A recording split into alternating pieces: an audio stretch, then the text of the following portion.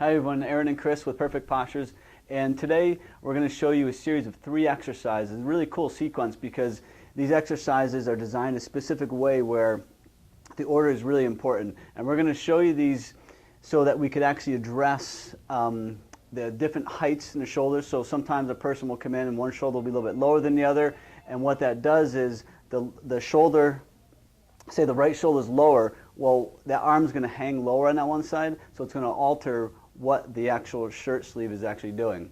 So the first exercise we're going to have Chris do is, this is basically like a big lat stretch, and this happens to be one of my favorite exercises because it's such a multifaceted exercise. You can do so much with this. So you're going to use at home just a chair.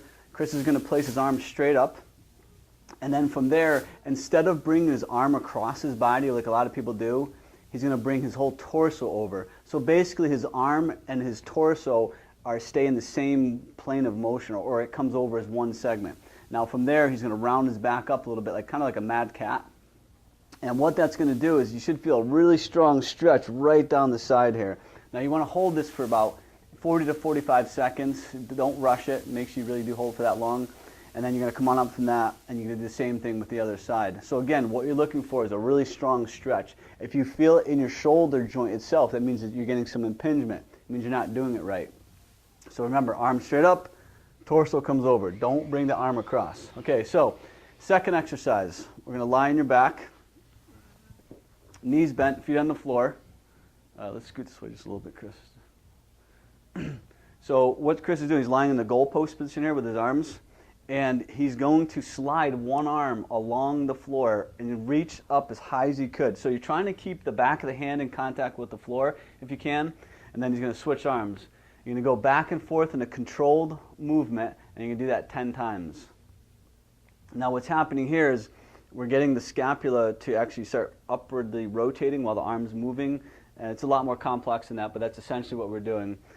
So 10 times, you can take a little break, and the last exercise of the sequence, Chris is going to clasp his hands together. He's going to keep his elbows locked straight. He's going to reach his arms up overhead toward the floor.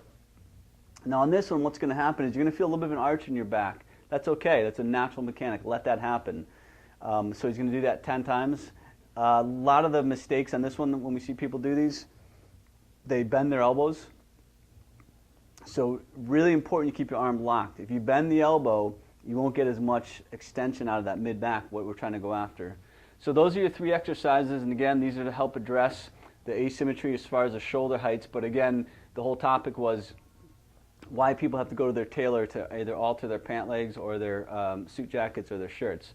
So as I said in the Ask Aaron, if you have any questions or you want any particular topics talked about, let us know and we'll get on it. All right, have a good one.